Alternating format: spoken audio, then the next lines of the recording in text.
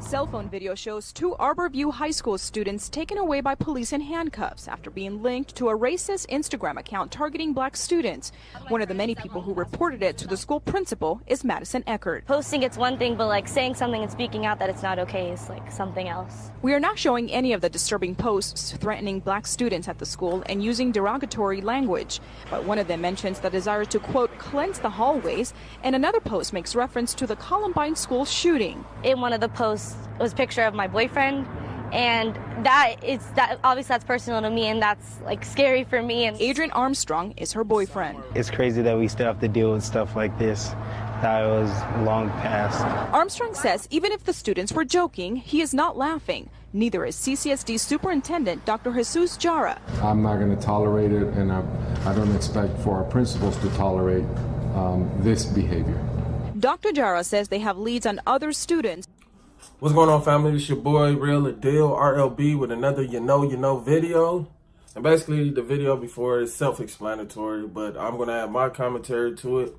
I actually got hip to this very incident last week because a Facebook friend of mine, she posted about it, the original post that was made on Facebook, because I believe one of her or a couple of her children do attend that very same high school. And basically, I want to know, why are people constantly trying to push that narrative of post-racial society when in actuality it's not? It's like when we talk about what's going on in America and how people really feel, people like to try to sweep it under the rug, but it's a lot of people that tend to think like this, you know, and it's not just old white men or old, you know, white women that think like this. That was really in the during the Jim Crow days and civil rights movement. It's young people that feel the same way. Like, they don't like black people. And for them to say that we're going to kill niggers and do all this other stuff towards black people, it shows that America, racism is still an open wound in this country. You get what I'm saying? Because if And to me, they're handling it low key with kid gloves, because it's supposed to be more serious than that. Because this shit didn't happen before, and I'm gonna just keep it 100. It didn't happen before, and it's gonna continue to happen if people don't check the bullshit, man. A lot of people are getting emboldened because, you know, their buddy Trump is in office. And Trump put the battery in the back of a lot of these racist white supremacists, these white supremacist groups out here.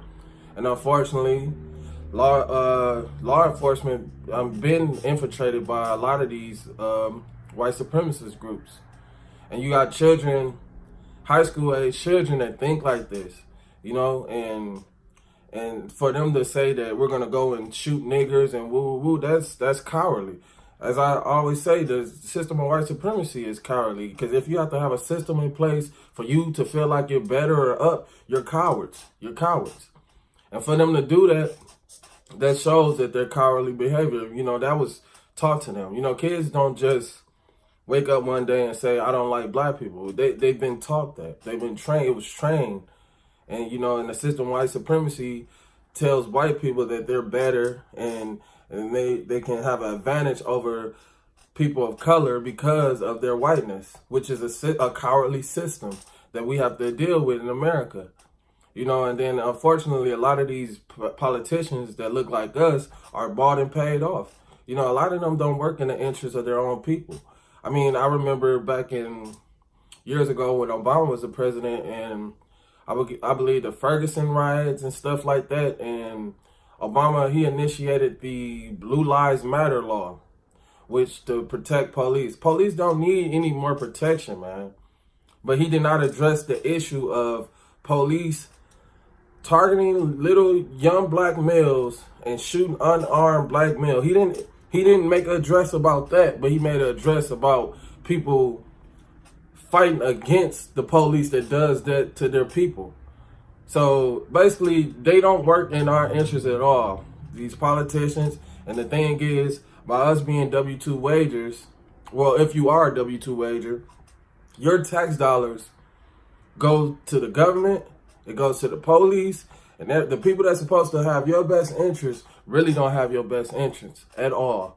And this is known fact. If you look it up, a lot of these people, they work for the big corporations.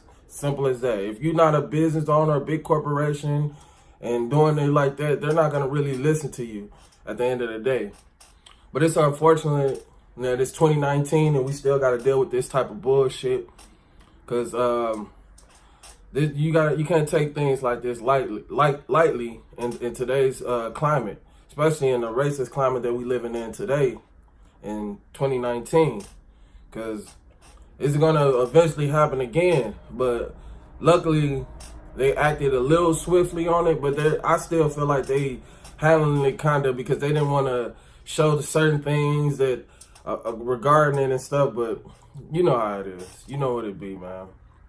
But at the end of the day, family, we got to start taking little things more serious, stop letting our guard down, you know, and teach your kids to defend themselves also. That is a vital key. Teach your kid you can't let your guard down. I mean, I remember back in, I want to say, what was that, South Carolina years ago when Dylan Roof went into that church, you know, and there was a lot of elderly black folks that got killed, mainly black women got killed, and they let their guard down. It was like, oh, you know, it's just a little white boy, he in here.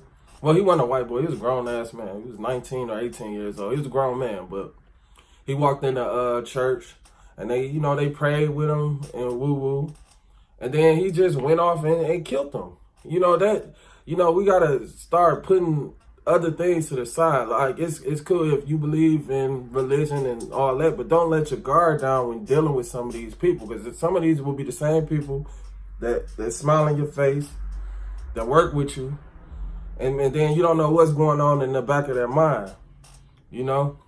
Because, as I always say, racism is at the core and the foundation of this country. This country was built on racism. Without racism and the disenfranchisement of black people, melanated beings, this country wouldn't be as big as it would. Most of our businesses that still running today received this wealth off the free labor and free resources that my people work for. So unfortunately, we still got to deal with a lot of this bullshit. We still got to deal with subservient and subpar schooling and educate as far as education and living and stuff like that. But black family, we waking up to it and we staying hip to the games. So with that said, family, stay cool, stay blessed, stay black. I love y'all.